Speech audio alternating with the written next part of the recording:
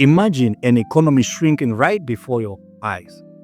This is exactly what's happening in South Africa right now. In just 3 months, the GDP has decreased by 0.3%, and the ripple effects of this decline are very massive.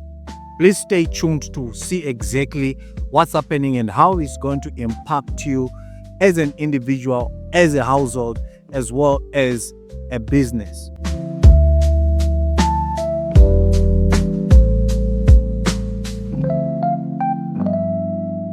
Hello, I'm Kenneth, and this is Friday Money Matters.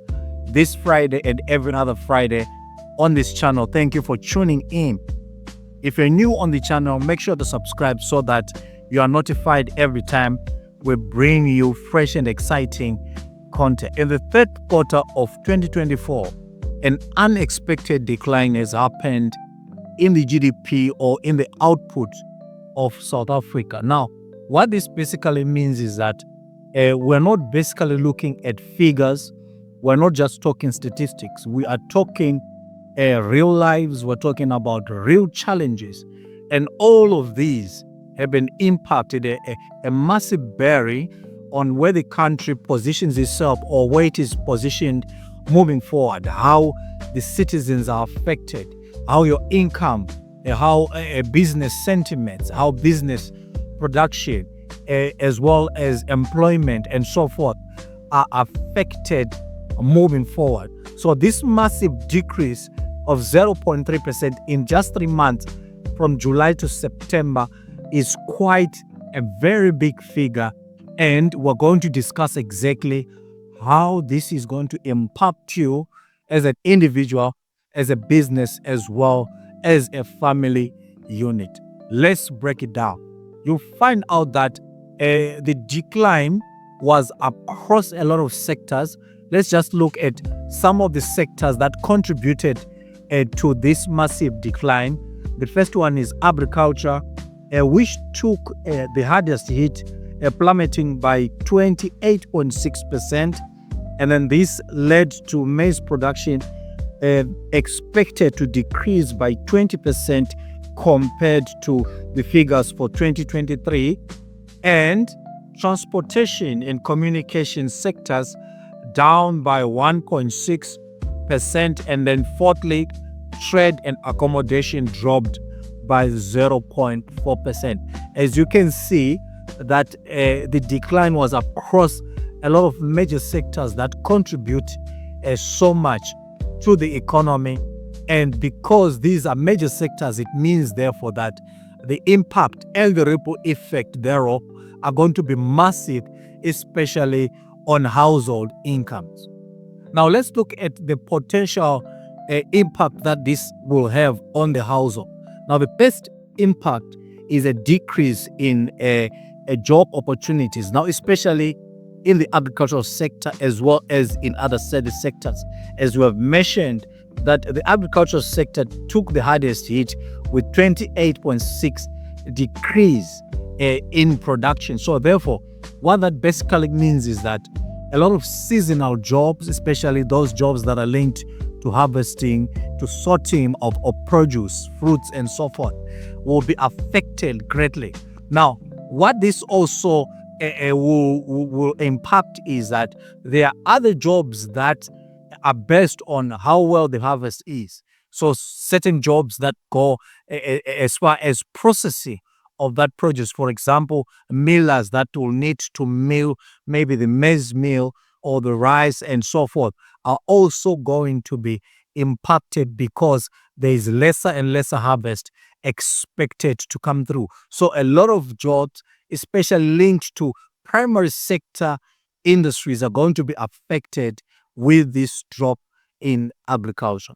Then this will lead to the next impact, which will be a massive or intense pressure on household budget. Household income will have to go down because of this decrease in jobs. Now, other sectors, of course, are not that much affected. For example, if you're looking at sectors such as mining and so forth. However, if you are in the service industries, in hotel and catering, and tourism related sectors. Now, these are going to be affected negatively and massively. And as a result, all those people that are working in these sectors find themselves in circumstances where their household incomes are reduced. And because of that, this means that household budgets are going to decrease, especially moving. Consider that we are moving towards the festive season and also in January, where there are so many needs for the household, need for just gifts for the family and certain necessities that are required, as well as going into the schooling season in January. You need fees, you're going to need uniforms, you're going to need a lot of other things to put children into school as well as tertiary education. Therefore, household budgets will be facing quite a strain in the period that we are going to be moving in. And the third impact is going to be basically on the reduction in agricultural produce. Now, because of that, it means that food prices are going to increase. In 2024 already, and a little bit of 2023, food prices were always on the high. Inflation as far as food prices has always been high. Now, this does not make the situation any better. It makes it even worse. Now, if food prices increase, therefore it means that a lot of other staple foods such as maize meal and so forth will face a decrease in demand. Now, this means that already household will be facing this massive impact, shortages of food and so forth. However, what it also will translate to is that people will then decide to shift to substitute goods. Now, a lot of substitute might in the short term face an increase in demand. We're talking rice, we're talking bread, and any other foodstuffs that can be substituted for maize meal. Because already we have mentioned that maize production is expected to decrease by 20%.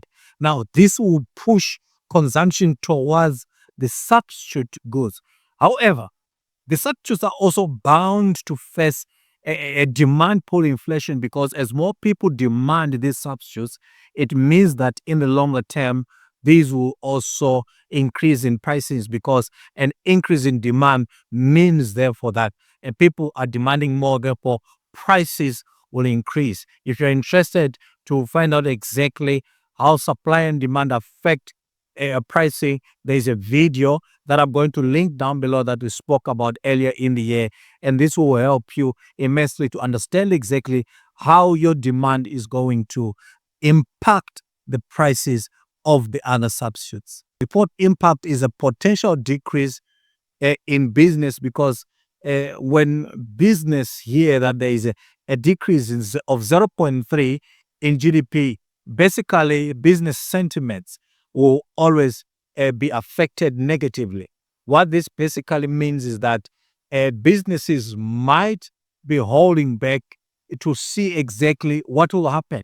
Now, the anticipation is that things might get worse, but this does not necessarily mean that things will get worse. As you are going to see in the next section, where we talk about what are the things that might happen going forward.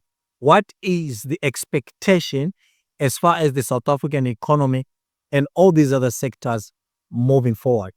The surprising thing actually is that moving forward, there is a silver lining on the dark cloud, mainly based because there are some government reforms which are being put in place. We're going to speak about them in the upcoming videos, and these are expected to bring about an increase in output of about 6%. Therefore, a GDP is expected in future seasons, in future cycles, to increase by 6%. So therefore, although there is this a downtrend right now, is only expected to be for the short term, and looking for the long term, there is an increase that is expected in output production.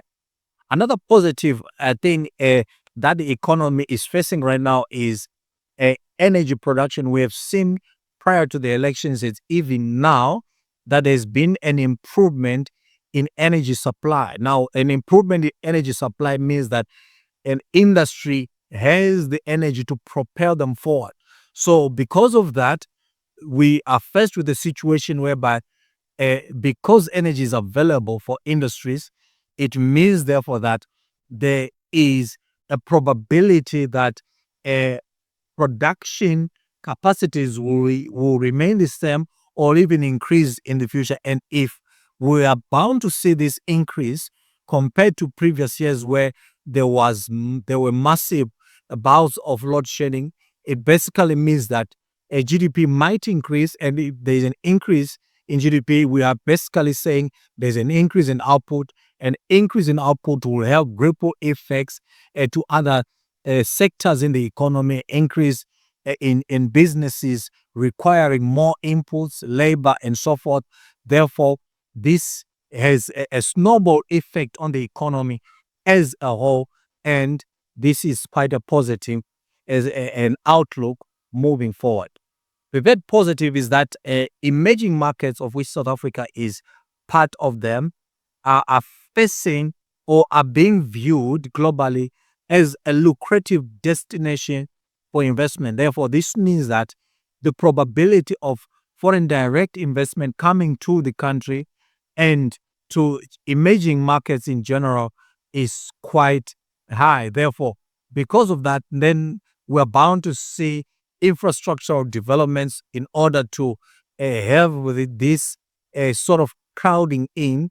And with crowding in, therefore, this will then go to affect other industries and other sectors, which in turn will result in a general increase in GDP.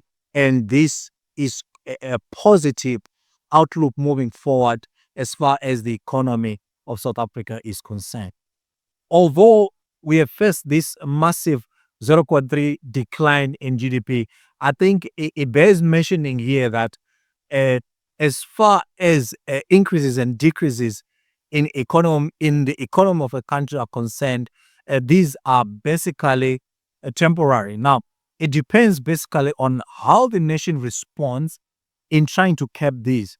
But in most cases, such a dip could be a temporary occurrence. Now, it is a temporary occurrence is based on the cyclical nature of business cycles. Every time the business cycle goes into a recession or a depression, we know that it is bound to pick up again.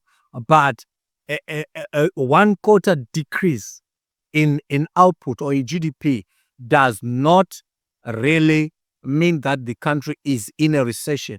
For you to have what is called a technical recession, you need to have a minimum of 2 quarters, which is 6 months decrease in the GDP of the country. So, as such, this is viewed to be a temporary occurrence, and the economy is bound to hit back and begin to grow again. So, the projections are that the fourth quarter and moving forward, this will tend to be an increase instead of a continued decrease. Please leave a comment down below to tell us exactly how you are being affected by these decreases and what you think is going to happen and how it's going to affect you, your household budget, your investments, probably your business, and what sentiments are out there in your communities and in every area where you are contributing or taking part as far as economic participation is concerned. Please don't forget to give this video a thumbs up and also share so that we will give it traction here on YouTube. Thank you so much for supporting the channel. Don't forget to subscribe. This is Friday Money Matters. We'll see you next Friday. Bye.